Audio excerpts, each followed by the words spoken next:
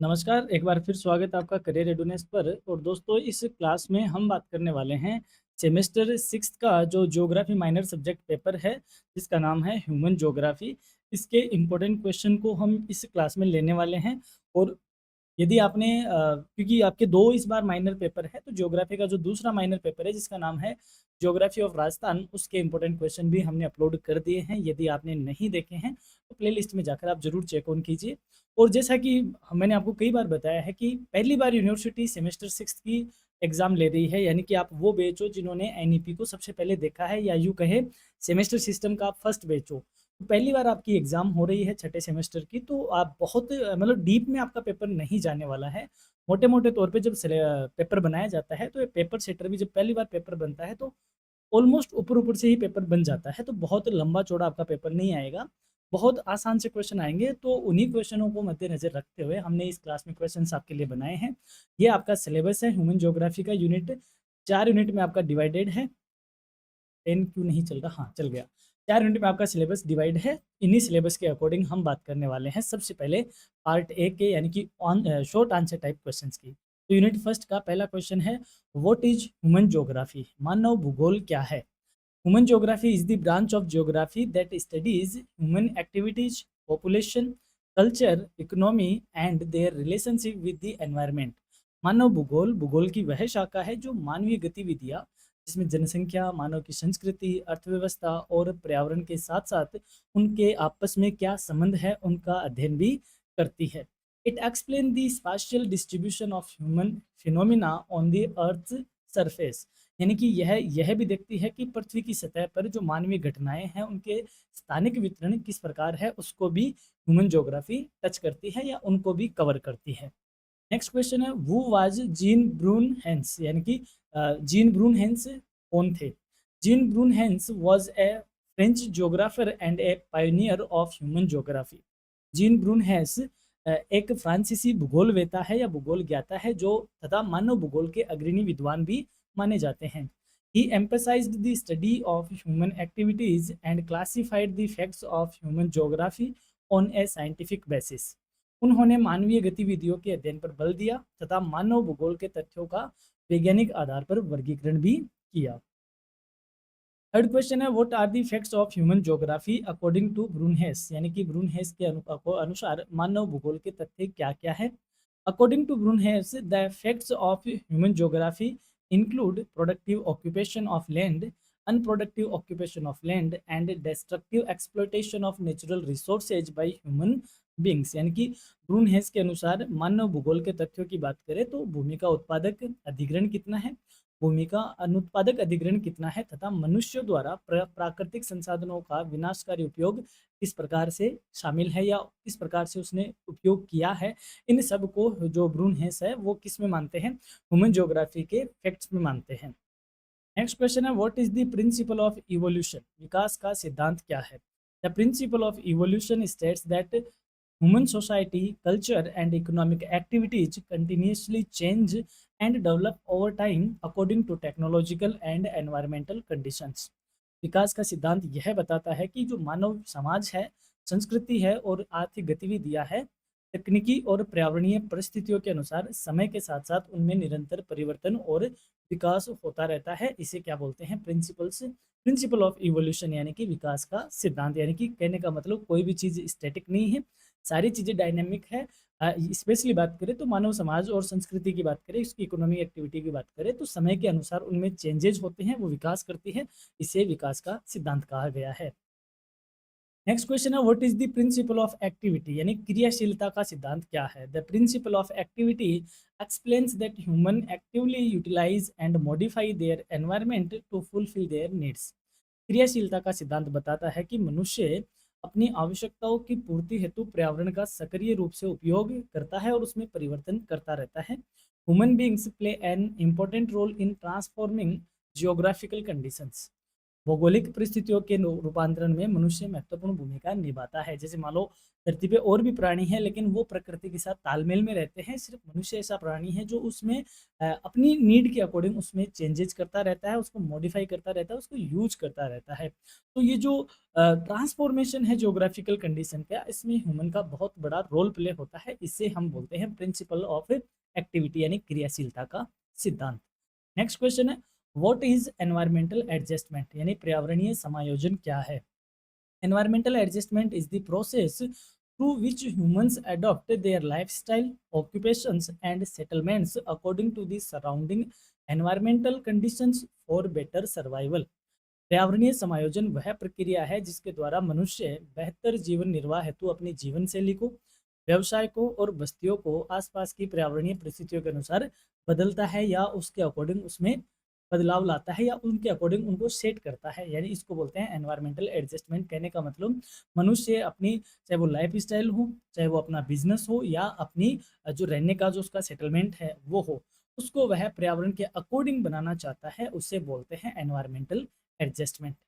Next question है, explain the relationship between humans and environment. मनुष्य और पर्यावरण के संबंध की व्याख्या कीजिए। Humans depend on the environment for resources and survival, while their activities influence environmental conditions। मनुष्य संसाधनों और जीवन निर्वाह के लिए पर्यावरण पर डिपेंड करता है, निर्भर रहता है, जबकि मनुष्य की गतिविधियां पर्यावरणीय परिस्थितियों को प्रभावित करती है।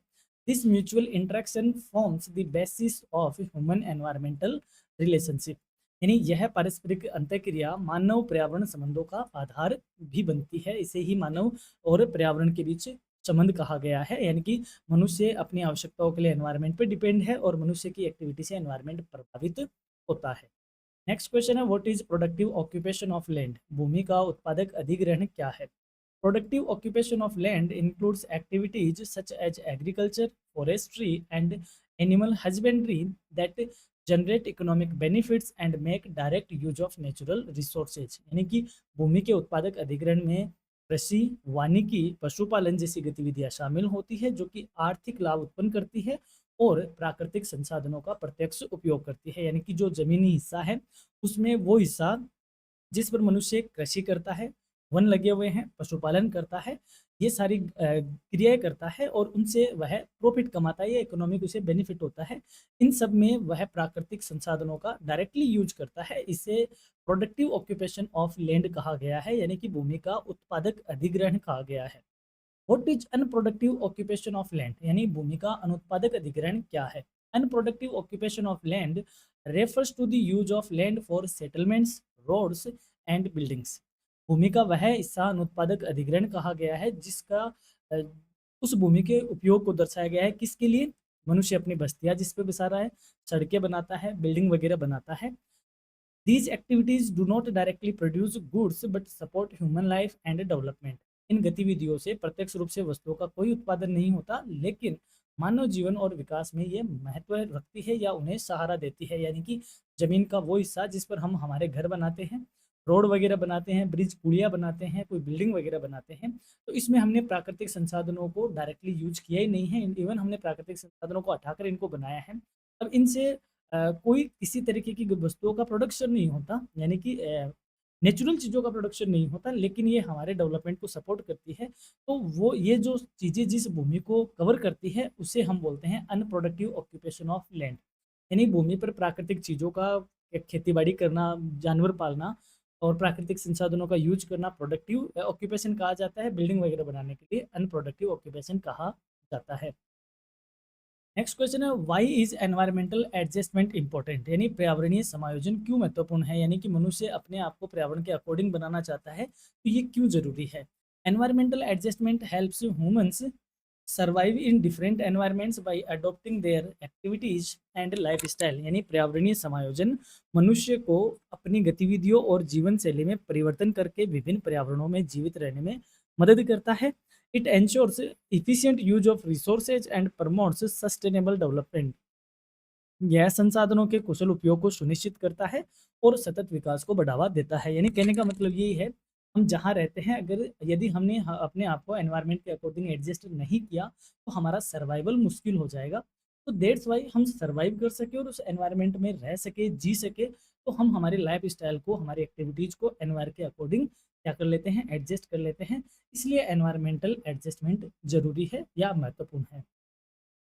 ये थी फर्स्ट यूनिट। अब हम बढ़ेंगे यूनिट सेकंड की ओर। यूनिट सेकंड का पहला क्वेश्चन है, व्हाट इज पॉपुलेशन स्ट्रक्चर, यानी जनसंख्या संरचना क्या है। Population structure refers to the composition of population according to age, sex, occupation, education and other social characteristics. जनसंख्या संरचना से आशय है कि आयु, लिंग, व्यवसाय, शिक्षा और अन्य सामाजिक विशेषताओं के आधार पर जनसंख्या की संरचना किस तरीके की है।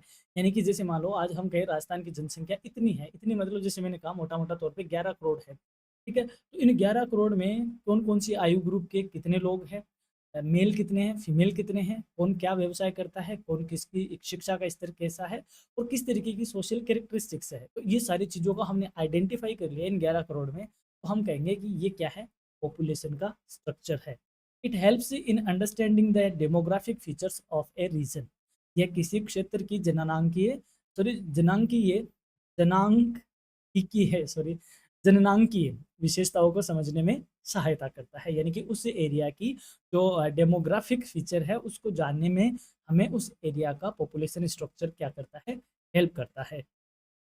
नेक्स्ट क्वेश्चन है, व्हाट इज पॉपुलेशन ग्रोथ, यानी कि जनसंख्या वृद्धि क्या है। पॉपुलेशन ग्रोथ का मतलब समझ में हो, जैसे मान लो जनगणना 2011 में हुई थी, अब उसके बाद तो देखो अब हो रही है, काफी लंबा टाइम गया कोविड के चक्कर में, लेकिन उससे पहले जनगणना हुई थी 2001 में। तो 2001 से लेकर 2011 के बीच में जनसंख्या में कितनी ग्रोथ हुई, इसे हम पॉपुलेशन ग्रोथ कहते हैं। यानी कि पॉपुलेशन ग्रोथ हमेशा एक स्पेसिफिक पीरियड के अकॉर्डिंग देखी जाती है। Population growth refers to the increase in the number of people in a region over a period of time। यानी जनसंख्या वृद्धि से आशय किसी क्षेत्र की एक निश्चित अवधि के दौरान लोगों की संख्या में होने वाली वृद्धि से है। It results from the balance between birth rate, death rate and migration. यह जन्म दर से, मृत्यु दर से और प्रवास के संतुलन का परिणाम होती है। यानी कि कुछ लोग यहाँ पे 2001 से 2011 के बीच में जैसे राजस्थान की बात करें तो बहुत से लोग इस बिटवीन खत्म हो गए, बहुत सारे लोग इन बिटवीन पैदा हो गए और बहुत सारे लोग यहाँ से छोड़कर चले गए और बहुत सारे लोग अदर जगह से यहाँ पर आके बस गए। इन सब को हम पॉपुलेशन ग्रोथ के तौर पे देखा जाता है। व्हाट इज पॉपुलेशन डिस्ट्रीब्यूशन, जनसंख्या वितरण क्या है। Population distribution refers to the spatial arrangements of people on the earth surface. यानी कि जनसंख्या वितरण वितरण से आशय पृथ्वी की सतह पर लोगों के स्थानिक फैलाव से है। यानी कि एशिया में कितने लोग रह रहे हैं, अफ्रीका में कितने रह रहे हैं, फलां जगह पे कितने रह रहे हैं, ढिमका जगह पे कितने रह रहे हैं, किस तरीके के एनवायरनमेंट में रह रहे हैं, that is the population distribution. It shows how population is spread unevenly across different regions of the world. यह दर्शाता है कि विश्व के विभिन्न देशों में जनसंख्या असमान रूप से क्यों वितरित होती है। जैसे मान लो हम अर्थ की बात करें तो ये हमारा इक्वेटर है, ठीक है। तो इसके आसपास यहाँ यहाँ ज़्यादा जनसंख्या अपने को मिलेगी और जैसे जैसे हम पोलार की साइड जाएंगे, ध्रुवों की तरफ जाएंगे, जनसंख्या कम होती चली जाएगी। तो ये क्यों बताता है ऐसा, इसमें हम ज्योग्राफी के अकॉर्डिंग बहुत सारी चीज़ों को स्टडी करते हैं और उससे ये आंसर पाते हैं कि पॉपुलेशन डिस्ट्रीब्यूशन पूरी अर्थ पर अनइवन कैसे है, असमान क्यों है, से पॉपुलेशन डिस्ट्रीब्यूशन कहते हैं। नेक्स्ट क्वेश्चन है, mention 2 factors affecting population distribution. जनसंख्या वितरण को प्रभावित करने वाले 2 कारकों का उल्लेख कीजिए। Climate and availability of water are important factors affecting population distribution. जलवायु तथा जल की उपलब्धता जनसंख्या वितरण को प्रभावित करने वाले महत्वपूर्ण कारक हैं। Regions with favourable climate and adequate resources generally have higher population concentration. अनुकूल जलवायु और पर्याप्त संसाधनों वाले क्षेत्रों में सामान्यतया जनसंख्या का अधिक संकेंद्रण पाया जाता है। कहने का मतलब जिस एरिया की जलवायु अनुकूल होगी, जिस एरिया में संसाधन ठीक होंगे, पर्याप्त होंगे, उस एरिया में जनसंख्या ज़्यादा होगी और जहाँ की सिचुएशन एडवर्स होगी, संसाधनों की कमी होगी, वहाँ पे जनसंख्या कम होगी। जैसे राजस्थान का रेगिस्तान, वहाँ जनसंख्या, हालांकि एरिया वाइज देखें तो राजस्थान की रेगिस्तान में ही सबसे ज़्यादा जनसंख्या है, लेकिन अगर हम वहाँ पे देखें तो पर्टिकुलर उतने बड़े एरिया में उतनी कम जनसंख्या है, जबकि जयपुर जैसी जगह पे थोड़े से एरिया में ज़्यादा जनसंख्या है। तो इसको हम बोलते हैं पॉपुलेशन डिस्ट्रीब्यूशन के फैक्टर। यानी कि क्लाइमेट और वाटर की अवेलेबिलिटी एक मुख्य फैक्टर के तौर पे होती है पॉपुलेशन डिस्ट्रीब्यूशन में। नेक्स्ट क्वेश्चन है, व्हाट इज ओवर पॉपुलेशन, अति जनसंख्या क्या है। आज भारत दुनिया का पहला देश है जिसकी सबसे ज़्यादा, इसके बाद जनसंख्या है, तो ये ओवर पॉपुलेशन है। यानी ज़रूरत से ज़्यादा, अपने संसाधनों से ज़्यादा अगर जनसंख्या है तो उसे ओवर पॉपुलेशन कहा जाता है। Overpopulation occurs when the number of people exceeds the available resources and carrying capacity of an area। यानी कि अति जनसंख्या तब उत्पन्न होती है जब किसी क्षेत्र में लोगों की संख्या उपलब्ध संसाधनों और वहन क्षमता से अधिक हो जाती है। It creates pressure on food, housing, employment and public services. इससे भोजन पर, आवास पर, रोजगार के अवसरों पर और सार्वजनिक सेवाओं पर दबाव बढ़ता है। यानी कैसे, जैसे मान लो सपोज करो आपके घर में आप 2 जने हो और 1 पानी का मटका है, ठीक है? अब आप एक दिन सुबह बढ़ते हो, शाम तक वह पानी का मटका चल जाता है क्योंकि व्यक्ति 2 है, रिसोर्सेज पर्याप्त है। लेकिन अब व्यक्ति 3 हो गए और आपने इधर मटका आपका फिर वे का वैसा का वैसा ही है, तो जो मटका आपका पूरा दिन चल रहा था पानी का भरा हुआ 24 घंटे, अब वह मटका सिर्फ़ 18 घंटे या 16 घंटे चल पाता है। आपको बीच में उसको रिफ़िल करना पड़ता है। वहीं आप 4 व्यक्ति हो गए, तो इस मटके के ऊपर और प्रेशर आ जाएगा, अब ये दिन में 2 बार भरा जाएगा और अगर व्यक्ति बढ़ जाएँगे तो इस मटके को और ज़्यादा आपको रिफ़िल करना पड़ेगा। कहने का मतलब रिसोर्सेज पे प्रेशर आ जाता है जब जनसंख्या ज़्यादा होती है, यानी कि उनकी डिमांड जब ज़्यादा होने लगती है और रिसोर्सेज हमारे पास लिमिटेड होते हैं, तो उन पर प्रेशर आता है, फिर वो चाहे फूड हो, हाउसिंग हो, एम्प्लॉयमेंट हो या अदर सर्विसेज या अदर कोई बात हो, तो इसे बोलते हैं ओवर पॉपुलेशन। इसका जस्ट अपोजिट है व्हाट इज अंडर पॉपुलेशन। अल्प जनसंख्या क्या है? Under population refers to a condition where the population is insufficient to utilise the available resources effectively. अल्प जनसंख्या ऐसी स्थिति को दर्शाती है जिसमें उपलब्ध संसाधनों के प्रभावी उपयोग के लिए जनसंख्या पर्याप्त नहीं होती है। It often leads to low economic development and labour shortage. और इससे आर्थिक विकास की गति धीमी हो जाती है, हो सकती है, और श्रम की कमी भी उत्पन्न होती है। यानी कि जब हमारे पास रिसोर्सेज इतने हैं और उनको दोहन करने के लिए जनसंख्या कम पड़ रही है, तो इसे अल्प जनसंख्या या अंडर पॉपुलेशन कहा जाता है। नेक्स्ट है what is major population problem in developed country. यानी विकसित देशों में प्रमुख जनसंख्या समस्या क्या है? देखो, अविकसित कंट्री जैसे भारत जैसे देश है, वहाँ पे पॉपुलेशन के लिए रिगार्डिंग हजारों समस्या है, लेकिन हम बात कर रहे हैं डेवलप्ड कंट्री की, उनके पास कैसी समस्या होती है। A major population problem in developed country is population aging। यानी कि विकसित देशों में प्रमुख जनसंख्या समस्या जनसंख्या का वृद्धावस्था की ओर बढ़ना होता है। Low birth rates and higher life expectancy increase the proportion of elderly people in the population. यानी कि निम्न जन्म दर का होना और अधिक जीवन प्रत्याशा के कारण जनसंख्या में वृद्ध व्यक्तियों का अनुपात बढ़ जाता है। जैसे कोई डेवलप कंट्री होती है तो उनकी जो बर्थ रेट है वह कम होती है, तभी तो वहाँ जनसंख्या कंट्रोल है। और वहाँ के लोगों का लाइफ स्टैंडर्ड इतना हेल्दी होता है कि उनकी जो लाइफ एक्सपेक्टेंसी है, यानी कि जीवन प्रत्याशा है और औसत आयु है, वह ज़्यादा होती है, तो वहाँ की जनसंख्या में वृद्ध लोगों का समूह है या अनुपात भी ज़्यादा होता है। तो ये डेवलप्ड कंट्री की सबसे बड़ी समस्या आती है। भारत जैसे देश में जो लाइफ एक्सपेक्टेंसी है वो नियर बाई 70 ईयर्स है, तो वृद्धों का अनुपात इतना नहीं होता और बच्चों की संख्या ज़्यादा है क्योंकि बर्थ रेट ज़्यादा है। तो वो अविकसित देशों की अलग समस्या है। नेक्स्ट क्वेश्चन है what is a major population problem in developing countries. ये आ गया अपना विकासशील देशों में प्रमुख जनसंख्या समस्या क्या है। Rapid population growth is a major problem in developing countries. यानी कि तेजी से जनसंख्या बढ़ती है विकासशील देशों में, ये उनकी प्रमुख समस्या है। It creates pressure on resources, employment opportunities, education, health care and infrastructure facilities. इससे संसाधनों पर, रोजगार के अवसरों पर, शिक्षा पर, स्वास्थ्य सेवाओं पर और अन्य आधारभूत सुविधाओं पर दबाव बढ़ता है, क्योंकि हमारे यहाँ पे जनसंख्या बहुत तेजी से बर्थ कर लेती है, या यूँ कहें बहुत तेजी से ग्रोथ करती है। ये अविकसित देशों की मेजर समस्या है। नेक्स्ट क्वेश्चन है what are under developed countries. अविकसित देश क्या है, यानी कि कौन से देशों को हम अनडेवलप्ड कंट्री कहते हैं। Undeveloped countries are nations with low income levels, limited industrial development, poor infrastructure and inadequate social services. अविकसित देश वे राष्ट्र है जहां आय का स्तर निम्न होता है, औद्योगिक विकास सीमित होता है, आधारभूत सुविधाएं या ढांचा उनका कमजोर होता है और सामाजिक सेवाएं भी पर्याप्त नहीं होती। ऐसी समस्याओं के साथ जो देश ग्रसित होता है उसे अनडेवलप्ड कंट्री कहा जाता है।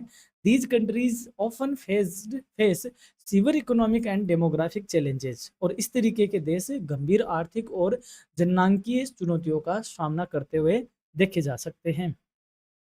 नेक्स्ट क्वेश्चन है why is the study of world population important. अभी हम बात करें कि विश्व जनसंख्या के अध्ययन का महत्व क्या है। The study of world population helps in understanding demographic trends, resource resource utilisation, development planning and population problems. विश्व जनसंख्या का अध्ययन जननांकीय प्रवृत्तियों, संसाधनों के उपयोग को, विकास नियोजन को और जनसंख्या समस्याओं को समझने में मदद करता है। It supports effective policy formulation for sustainable development, और यह सतत विकास हेतु प्रभावी नीतियों के निर्माण में मदद करता है। यानी कि आज हम यदि ग्लोबल लेवल पे या वर्ल्ड लेवल पे हम जनसंख्या की को स्टडी करते हैं तो इससे बहुत सारी चीज़ें सॉर्ट आउट होती है। हम इंटरनेशनल लेवल पे या ग्लोबल लेवल पे जान पाएंगे कि डेमोग्राफिक ट्रेंड क्या है, किस तरीके से रिसोर्स यूटिलाइज हो रहे हैं, हमें डेवलपमेंट की किस तरीके की प्लानिंग करनी चाहिए, और पॉपुलेशन की प्रॉब्लम क्या है। इससे हम सस्टेनेबल डेवलपमेंट का जो सपना है उसे हम साकार कर पाने में कामयाब होंगे, इसलिए इसकी ज़रूरत है। अब बढ़ते हैं यूनिट थर्ड की ओर। यूनिट थर्ड का पहला क्वेश्चन है, व्हाट इज पॉपुलेशन माइग्रेशन? जनसंख्या प्रवास क्या है? यानी कि जब लोग अपनी जगह छोड़कर दूसरी जगह जाकर बस जाते हैं उसे पॉपुलेशन माइग्रेशन कहते हैं। कारण कई हो सकते हैं। आपके यहाँ पे रिसोर्स नहीं है इसलिए आप दूसरी जगह जा सकते हो। आपके यहाँ पे रोजगार के अवसर नहीं है इसलिए आपने दूसरी जगह जाना सही समझा। आपके यहाँ पे सुविधाएं नहीं है, आपने शहरों की ओर जाना सही समझा। तो कई कारणों से पॉपुलेशन का क्या होता है, माइग्रेशन होता है। Population migration refers to the movement of people from one place to another for temporary or permanent settlement. जनसंख्या प्रवास से ऐसे लोगों के अस्थायी या स्थायी निवास हेतु एक स्थान से दूसरे स्थान पर जाने से है।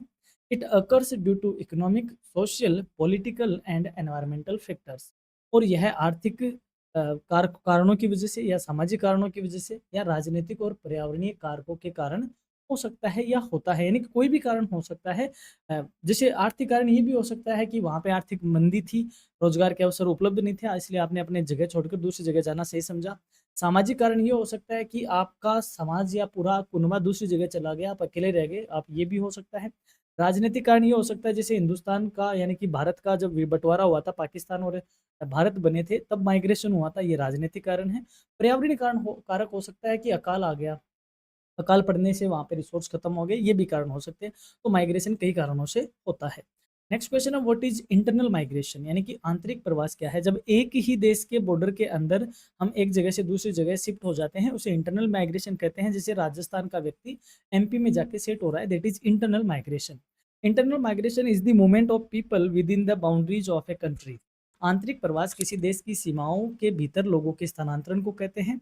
इन India, rural to urban migration is the most common form of internal migration. भारत में ग्रामीण से शहरी क्षेत्रों की ओर प्रवास इसका सबसे सामान्य रूप देखने को मिलता है। इसका जस्ट अपोजिट होता है external migration. Mention two causes of migration in India. भारत में प्रवास के दो कारण बताइए, यानी कि क्यों प्रवास होता है। Employment opportunities and better educational facilities are major causes of migration in India. रोजगार के अवसर और बेहतर शैक्षिक सुविधाएं भारत में प्रवास के प्रमुख कारण हैं। People often move from rural areas to cities in search of improved living conditions. लोग बेहतर जीवन परिस्थितियों की तलाश में प्राय ग्रामीण क्षेत्रों से शहरी क्षेत्रों की ओर जाते हैं। ये कुछ प्रमुख कारण हैं। नेक्स्ट है, व्हाट इज सेटलमेंट? अधिवास क्या है? A settlement is a place where people establish their homes and carry out social and economic activities. अधिवास वह स्थान है जहां लोग अपने निवास स्थापित करते हैं और सामाजिक तथा आर्थिक गतिविधियां संचालित करते हैं। इट मे बी रूरल और urban depending on it's size and functions. इसका स्वरूप ग्रामीण और शहरी हो सकता है, डिपेंड करता है कि किस साइज का और क्या काम करता है। नेक्स्ट क्वेश्चन है, what are the main types of settlements? यानी अधिवासों के प्रमुख प्रकार कौन कौन से हैं? Settlements are broadly classified into rural and urban settlements. अधिवासों को मुख्य रूप से ग्रामीण और शहरी अधिवासों के रूप में वर्गीकृत किया जाता है। Rural settlements are mainly associated with primary activities, while urban settlements are linked with secondary and tertiary activities. ग्रामीण अधिवास मुख्यतः प्राथमिक गतिविधियों से, जबकि शहरी अधिवास द्वितीयक और तृतीय गतिविधियों से जुड़े हुए हैं। समझो इसको क्या है, यानी कि गतिविधि का मतलब हमने जाना कि इकोनॉमी में तीन तरीके के हमारे सेक्टर होते हैं। एक होता है प्राइमरी, एक होता है सेकेंडरी और एक होता है टर्सरी। प्राइमरी में क्या आता है, एग्रीकल्चर। सेकेंडरी में क्या आता है, इंडस्ट्री या उद्योग। और टर्सरी में क्या आता है, सेवा क्षेत्र। अब जो ग्रामीण सेटलमेंट है वो जनरली कृषि कार्यों में संलग्न होता है, यानी कि प्राइमरी एक्टिविटीज में ही इन्वॉल्व होता है। जबकि जो शहरी सेटलमेंट है वो सेकेंडरी और टेरिसरी टर्सरी है ना, इसमें सॉरी मैंने यहाँ पे टेरिटरी बोल दिया था, बिल्कुल टर्सरी में यानी कि तृतीय सेवा क्षेत्र में इन्वॉल्व होता है, यानी कि वहाँ कृषि कार्यों में कम, द्वितीयक और तृतीयक सेकेंडरी और टर्सरी सेक्टर में ज़्यादा लोग इन्वॉल्व होते हुए देखे जाते हैं। तो दो तरीके का सेटलमेंट होता है, रूरल होता है और अर्बन होता है। नेक्स्ट है व्हाट इज सेटलमेंट पैटर्न। अधिवास प्रतिरूप क्या है? Settlement pattern refers to the spatial arrangement of houses and buildings within a settlement. अधिवास प्रतिरूप से आशय है कि किसी अधिवास में घरों और भवनों की स्थानिक व्यवस्था किस तरीके की है। It reflects the influence of physical, economic and cultural factor. यह भौतिक, आर्थिक और सांस्कृतिक कारकों के प्रभाव को दर्शाता है, इनकी किस प्रकार हम हमारे रहने के लिए मकान या बिल्डिंग बना रहे हैं। ये हमारी फिजिकल जो वहाँ का जियोग्राफिकल एरिया है उसके अकॉर्डिंग, हमारी इकोनॉमिक कंडीशंस के अकॉर्डिंग और हमारे कल्चरल फैक्टर क्या है उसके अकॉर्डिंग इसका पैटर्न हो सकता है या होता है। नेक्स्ट क्वेश्चन है what is nucleated nucleated settlement, यानी कि सघन अधिवास क्या है? A nucleated settlement is a settlement where houses are closely grouped together around a centre location. यानी कि सघन अधिवास वह अधिवास है जिसमें घर एक केंद्रीय स्थान के आसपास निकटता से समूहित होते हैं। Such settlements are common in fertile plains and agricultural regions. ऐसे अधिवास ज़्यादातर उपजाऊ मैदानों और कृषि क्षेत्रों में सामान्यतया पाए जाते हैं। देखो, सेटलमेंट को अगर मैं ये कह दूं मकान कह दूं, बहुत आसान हो जाएगा। सेटलमेंट को मैं क्या कह दूं, मकान कह दूं। अब आप बहुत इजीली समझ पाओगे कि सघन मकान क्या है। जब किसी गांव में एक जगह ही लगभग गांवों का मकानों का बनना होता है तो उसे न्यूक्लिटेड या सघन अधिवास कहते हैं। जैसे ये एक मैंने तस्वीर यहाँ पे रखी है, जैसे ये गांव है, यहाँ पे लगभग सारे घर बने हुए हैं और बाहर जो मैदानी एरिया है, उपजाऊ एरिया है, उसके लिए जगह छोड़ी हुई है। तो बाहर के एरिया में ये खेती बाड़ी वगैरह करते हैं, उनसे इकोनॉमिक एक्टिविटीज करते हैं और ये बीच में किसी एक सेंटर में ये सारे क्या करते हैं, अपने मकान बनाते हैं। इसे न्यूक्लिटेड सेटलमेंट कहा जाता है। इसका जस्ट अपोजिट होता है डिस्पर्स्ड सेटलमेंट, यानी कि प्रकीर्ण अधिवास। जब यही मकान दूर दूर बना ले तो ये प्रकीर्ण अधिवास कहा जाएगा। A dispersed settlement is a settlement where houses are scattered over a large area. यानी प्रकीर्ण अधिवास वह अधिवास है जिसमें घर विस्तृत क्षेत्र में बिखरे हुए होते हैं। These settlements are usually found in hilly, forested और स्पार्सली पॉपुलेटेड रीजन्स। यानी कि ऐसे अधिवास सामान्यतया पहाड़ी क्षेत्रों में, वनाच्छादित और कम जनसंख्या वाले क्षेत्रों में पाए जाते हैं। जैसे ये है, एक मकान यहाँ दिख रहा है आपको, एक मकान यहाँ दिख रहा है, यानी कि स्केटर्ड है, बिखरे हुए हैं, दूर दूर है।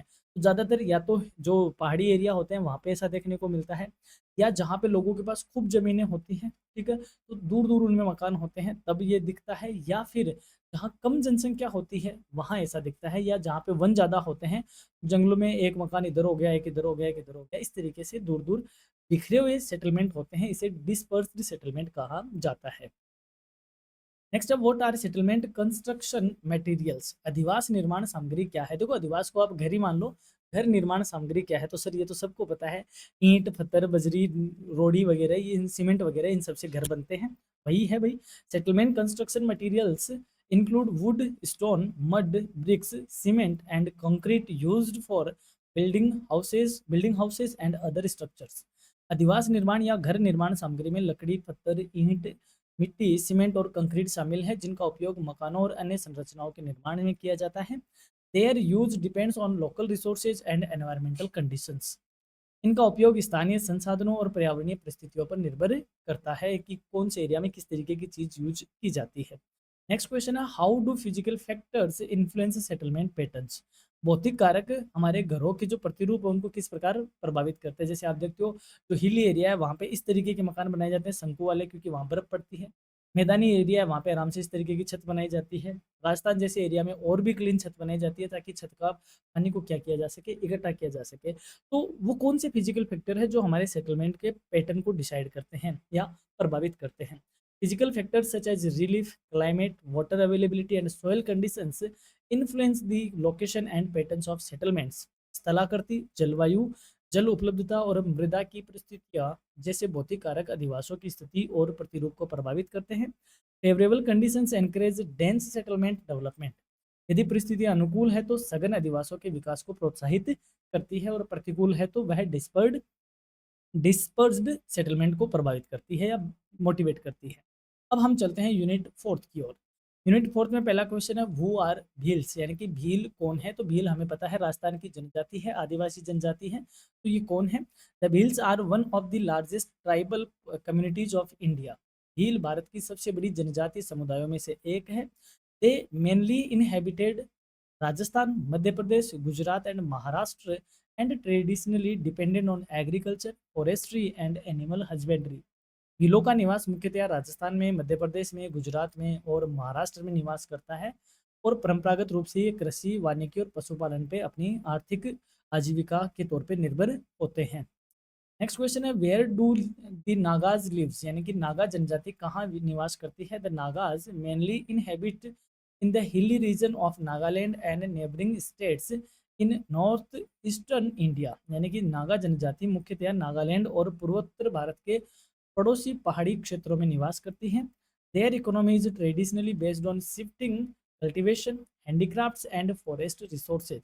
इनकी जो अर्थव्यवस्था है वो परंपरागत रूप से झूम कृषि पे, हस्तशिल्प पे और वन संसाधनों पर निर्भर है या आधारित है। झूम खेती क्या होती है इसको समझो, जो शिफ्टिंग कल्टीवेशन है, यानी कि झूम झूम कर की जाने वाली खेती। झूम झूम का मतलब ये एरिया है, एक बार यहाँ कर ली, अगली बार यहाँ कर ली, अगली बार यहाँ कर ली, फिर यहाँ कर ली, फिर घूम के वापस आ गए, इस तरीके से। जब तक ये वापस इस लैंड पे पहुंचते तब तक ये लैंड वापस फर्टाइल हो चुका होता है। तो इसको बोलते हैं शिफ्टिंग कल्टीवेशन, यानी कि शिफ्ट कर लेना, अपनी जगह को क्या करना, शिफ्ट करना, इसे झूमिंग खेती कहते हैं। हु आर दी गोंड्स, यानी कि गोंड कौन है। The Gonds are an important tribal group of central India. Gond मध्य भारत की एक महत्वपूर्ण जनजाति है। They are mainly found in Madhya Pradesh, Chhattisgarh, Maharashtra and Orissa and depend largely on agriculture and forest products. ये मुख्यतः मध्य प्रदेश, छत्तीसगढ़, महाराष्ट्र और उड़ीसा में पाए जाते हैं और मुख्य रूप से कृषि और वन उत्पादों पर निर्भर करते हैं। हु आर दी एस्किमो, यानी एस्किमोज कौन है। The Eskimos are indigenous people of the Arctic regions of the Greenland, Canada and Alaska. Eskimo Greenland, Canada और अलास्का के आर्कटिक क्षेत्रों के मूल निवासी हैं। Their traditional livelihood is based on hunting, fishing and adapting to extremely cold environments. उनका पारंपरिक जीवन यापन शिकार पर, मत्स्यन पे यानी मछली पालन पे और अत्यधिक ठंडे पर्यावरण के अनुकूल रहने पर आधारित है, यानी कि इस तरीके के जो पोलार एरियाज है वहाँ पे ये जनजाति पाई जाती है और ये बर्फ के मकान इस तरीके के बनाती है। आपने खूब इनको छोटी जब क्लासों में जब पढ़ा होगा कि इनके घरों के जो दरवाजे होते हैं संकरे होते हैं, ये लेदर से बने हुए कपड़े पहनते हैं और ये मुख्यतया इन पे आधारित होते हैं। जो कोस्टल है, जो समुद्री खाना वाना होता है, इस पे डिपेंड करते हैं और ये उस जीवन के यानी उस जो ठंडे पर्यावरण है उसके अनुकूल अपने आप को रखते हैं। ये एस्किमो कहे जाते हैं। हु आर दी बुशमैन, उसी हिसाब से बुशमैन कौन है। The Bushman are indigenous people of the Kalahari desert in southern Africa. Bushman दक्षिणी अफ्रीका के कालाहारी मरुस्थल के मूल निवासी हैं। They traditionally depend on hunting and gathering. They possess extensive knowledge of desert environments. ये परंपरागत रूप से किस शिकार और संग्रहण पर निर्भर करते हैं और मरुस्थलीय पर्यावरण का व्यापक ज्ञान भी रखते हैं। वो आर पिग्मी, यानी पिग्मीज। पिग्मी कौन है। The pygmies are indigenous forest dwelling communities of central Africa. Pygmy मध्य अफ्रीका के वनों में रहने वाले मूल निवासी समुदाय हैं। They are known for their short stature and depend mainly on hunting, gathering and forest resources. वे अपने छोटे कद के लिए प्रसिद्ध है तथा मुख्य रूप से शिकार, संग्रहण और वन संसाधनों पर निर्भर करते हैं। यानी कि ये पिग्मी समुदाय है जो कि मध्य अफ्रीका में या यूँ कहे अफ्रीका के मध्य अफ्रीका के क्या है मूल निवासी के तौर पे जाने जाते हैं। नेक्स्ट क्वेश्चन है what are the main economic activities of the Bhils, यानी भीलों की मुख्य आर्थिक गतिविधियां क्या है। The Bhils primarily engage in agriculture, animal husbandry, forestry and wage labour. Bhil मुख्य रूप से कृषि पे, पशुपालन पे, वानिकी पे और मजदूरी कार्यों में संलग्न होते हैं। Collection of forest products also contribute significantly to their livelihood. वे वन उत्पादों का संग्रहण करके उनको बेचकर या उनको उनका व्यवसाय करके अपने जीवन यापन में महत्वपूर्ण योगदान देते हैं। What is the shifting cultivation practice by Nagas, यानी नागाओं द्वारा की जाने वाली झूम कृषि क्या है या झूमिंग खेती क्या है। स्टार मार्क लगाओ, पूछा जाएगा। Shifting cultivation is farming method in which forest land is cleared, cultivated for a new years and then abandoned to restore soil fertility naturally. झूम खेती या झूम कृषि ऐसी कृषि पद्धति है जिसमें वन भूमि को साफ करके कुछ वर्षों तक खेती की जाती है और उसके बाद मिट्टी की उर्वरता पुनः प्राप्त करने हेतु उसे छोड़ दिया जाता है। यानी कि पहले जंगल लगा होता है, जंगल काटकर जगह साफ की जाती है, उसमें खेती-बाड़ी करते हैं, 3-4 साल तक खेती करी, फिर उस जगह को छोड़ देंगे, दूसरी पे करेंगे और 2-3 साल ये पड़ी रहेगी, उसके बाद वापस ये उपजाऊ हो जाएगी, तो इस पर वापस खेती करने लग जाएंगे। इसे बोलते हैं ज़ूमिंग खेती। Describe the habitat of the Eskimos. Eskimo के आवासीय क्षेत्र का वर्णन कीजिए। The Eskimos live in the Arctic region characterised by extreme cold, snow cover and long winters. Eskimo अत्यधिक ठंड, हिमावरण और लंबी सर्दियों वाले आर्कटिक क्षेत्र में निवास करते हैं। Their traditional settlements are adapted to harsh climatic conditions. उनकी पारंपरिक बस्तियां कठोर जलवायु परिस्थितियों के अनुरूप विकसित हुई है। यानी कि ये जो 12 महीना होता है उस 12 महीने में तकरीबन 10 महीने भयंकर वाली ठंड में रहते हैं, 2 महीने इनकी गर्मी आती है और गर्मी भी कितनी, 12 से 15 डिग्री टेम्परेचर वाली। यानी कि जो हमारे सर्दी में टेम्परेचर होता है वो उनके गर्मियों का टेम्परेचर है, इतनी इनके पास गर्मी आती है। बाकी ये लगभग 10 महीने सर्दियों में रहते हैं, एकदम ठंडे प्रदेशों में रहने वाले हैं और इनकी बस्तियां बहुत ज़्यादा जो हार्श क्लाइमेटिक कंडीशन है उसके अकॉर्डिंग अडेप्ट करती हुई ही विकसित होती है। Why is the study of tribal habitats important in human geography? मानव भूगोल में जनजातीय आवासों का अध्ययन क्यों महत्वपूर्ण है? The study of tribal habitats help understand the relationship between people and their environment. जनजातीय आवासों का अध्ययन मनुष्य और उनके उसके पर्यावरण के बीच संबंध को समझने में सहायता करता है। It explains how physical conditions influence culture, livelihood and settlement patterns. यह स्पष्ट करता है कि भौतिक परिस्थितियाँ संस्कृति, जीवन यापन और अधिवास प्रतिरूपों को कैसे प्रभावित करती है, इसलिए इसकी स्टडी की जाती है। ये था हमारा पार्ट ए। अब हम बढ़ते हैं पार्ट बी की ओर। पार्ट बी में हमने हर यूनिट से तकरीबन 4-4 क्वेश्चन रखे हैं। आपको एग्जाम में 2 क्वेश्चन दिए जाएंगे, 2 में से आपको कोई एक क्वेश्चन करना है। तो हमने कोशिश करी है कि ये क्लास में जिसमें हमने शॉर्ट आंसर टाइप क्वेश्चन को डिटेक्ट किया है, बाकी आप इस पीडीएफ से सारे क्वेश्चन पढ़ सकते हो, देख सकते हो। बाइलिंगुअल हमने इसमें रखे हैं और आपको किस तरीके से आंसर करना है वो भी आप इसमें देख देख पाओगे, हिंदी और इंग्लिश में। तो आप इस पीडीएफ को डाउनलोड करो और इस पीडीएफ के जो क्वेश्चन है उनको आराम से पढ़ो। चाहो तो इसका प्रिंट आउट ले लो, अपने दोस्तों के साथ जरूर शेयर करो। और साथ ही में जो पार्ट सी है उसके भी हमने इसमें क्वेश्चन रखे हैं। पार्ट सी में हमने हर यूनिट से 2 क्वेश्चन रखे हैं, जबकि आपके हर यूनिट से 1 क्वेश्चन पूछा जाएगा। यानी कि पार्ट सी में आपके 4 क्वेश्चन होंगे, 4 में से आपको करने होंगे एनी 2। तो कोई भी 2 यूनिट आप अच्छे से प्रिपेयर कर भी लेते हो तो 70% अटेम्प्टिंग आपकी हो जाती है। तो ये पीडीएफ आपकी हेल्प करे एग्जाम में, हमने इसी पॉइंट ऑफ से इसको डिजाइन किया है। और हाँ, जैसे बच्चे आप परेशान होते हो, परेशान होने की जरूरत नहीं है। आप चैनल पे जैसे प्लेलिस्ट वाले ऑप्शन में जाया करो और वहाँ जाते हो तो आपको 6th सेमेस्टर की प्लेलिस्ट सेपरेट मिलेगी। तो इसमें जितने भी 6 सेमेस्टर के वीडियोज होंगे, क्लास होंगी, आपको इसी प्लेलिस्ट में मिलेगी। तो आपको इधर-उधर भटकने की तलाश ही नहीं है। प्लेलिस्ट में जाके आप इस सेमेस्टर की छठे की प्लेलिस्ट में आप क्लिक कर दो, सारे वीडियो एक जगह मिल जाएँगे। फिर भी अगर आपको इसे ढूँढने में दिक्कत आती है तो यूट्यूब पे यहाँ पे आपका सर्च बार होता है।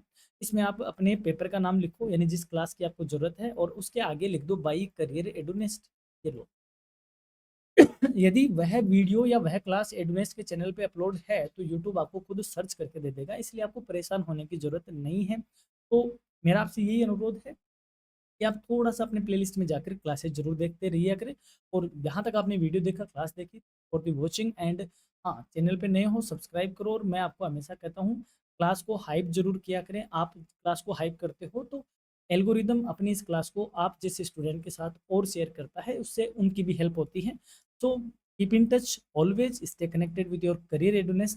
अलग-अलग प्लेटफॉर्म पे हम अवेलेबल, आप वहाँ हमें ज्वाइन कर सकते हो, फॉलो कर सकते हो। और हाँ, पीडीएफ के लिए आपको विजिट करना होगा वेबसाइट, और एज यूजुअल लिंक अपना कहाँ है, डिस्क्रिप्शन में है। और साथ ही में जो आपका ज्योग्राफी का अनदर पेपर है that is name is Rajasthan geography या ज्योग्राफी ऑफ राजस्थान, उसके इंपॉर्टेंट क्वेश्चन, उसके वन शॉट क्लास को भी आप जरूर देखिएगा, आपको एग्जाम में काफ़ी हेल्प होगी। हमने उसी पॉइंट ऑफ व्यू से इनको सेट किया है। तो keep watching, keep in touch, have a nice day, have a great time, thank you.